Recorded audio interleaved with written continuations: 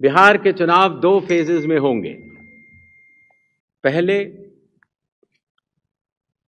Phase के gadget notification 10 तारीख को आएगा, दूसरे का 13 को। Last date of making nominations पहले फेज की 17 को होगी, दूसरे की 20 को। स्क्रूटनी 18 और 21। विड्रॉल की आखिरी तारीख 20 अक्टूबर और 23 अक्टूबर। और date of poll 6 November Thursday और दूसरा 11 नवंबर ट्यूसडे। काउंटिंग 14 नवंबर को होगी और पूरी चुनावी प्रक्रिया 16 नवंबर तक समाप्त कर ली जाएगी। जो बिहार के 38 जिले हैं उनको 2 भागों में बांटा गया है। जो आप पीला रंग देख रहे हैं वो फेज 1 है और जो आप गुलाबी रंग देख रहे हैं वो फेज 2 है। इस चुनाव की विशेषता है ये slide. The entire election machinery of Bihar is just a call away. अर्थात अगर कोई भी मतदाता या कोई भी व्यक्ति ECI नेट ऐप को डाउनलोड करता है और अगर अपने एपिक नंबर डिटेल को डालता है, वोटर कार्ड के नंबर को डालता है, तो वो अपने BLO से बात कर सकता है। वो अपने जो बूथ लेवल ऑफिसर्स हैं उनको अपनी कॉल बुक कर सकता है और बात कर सकता है। अगर उसकी कोई भी समस्या है तो वो BLO से बात करके उसका निदान कर सकता है। इसी तरीके से जो इलेक्शन कमीशन का बहुत पॉपुलर नंबर है 1950, आपको भी कोई भी बिहार का मतदाता अगर इस समय बिहार से बाहर है तो भी उसको सिर्फ +91 अगर मोबाइल से आप डायल करते हैं तो +91 जो इंडिया का कोड है वो लगाना है। STD कोड जहां का भी आपकी विधानसभा क्षेत्र है वहां के SDM का STD कोड और 1950 अगर आप ये डायल करते हैं तो 243 EROs सारे मतदाताओं की सेवा के लिए खुले रहेंगे। इसी तरीके से अगर आपको ERO के कॉल सेंटर से संतुष्टि नहीं मिलती है तो 38 DMs के यहाँ भी आप 1950 पे कॉल कर सकते हैं और पटना में CO के यहाँ भी कॉल कर सकते हैं।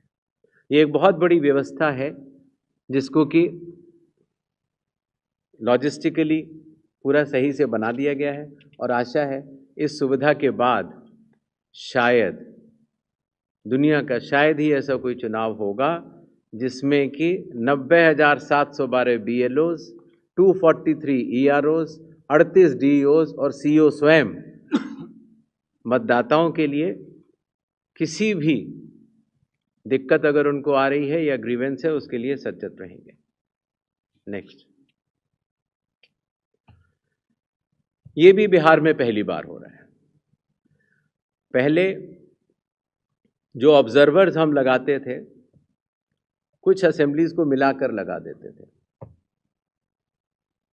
लेकिन अब 243 असेंबलीज में 243 जनरल ऑब्जर्वर्स होंगे जो कि विभिन्न राज्यों से वरिष्ठ IAS अधिकारी नामित किए गए हैं जो कि बिहार के रहने वाले नहीं हैं। इसी तरीके से जो लॉ एंड ऑर्डर के लिए जो पुलिस ऑब्जर्वर्स हैं वो हर जिले में एक होंगे और एक्सपेंडिचर ऑब्जर्वर्स को हम लोगों ने चुनाव आयोग ने कुछ असेंबलीज को मिला के नामित किया है। इन ऑब्जर्वर्स के फ़ोन नंबर भी और असेंबली किस असेंबली से हैं वो आपको ECI नेट पर भी मिल जाएंगे और वेबसाइट पर भी मिल जाएंगे, जिससे कि अगर